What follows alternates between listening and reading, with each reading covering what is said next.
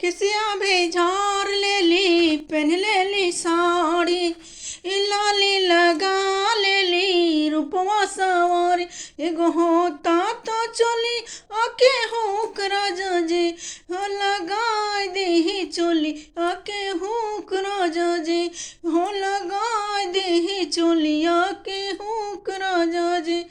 किसिया भी झार लेली पहन लेली साड़ी लाली लगा लेली रूपवा सवार एगो हो तो न चोलिया के हुक राजा जी हो लगा देही चोलिया के हुक राजा जी किसिया भी झार लेली पहन लेली साड़ी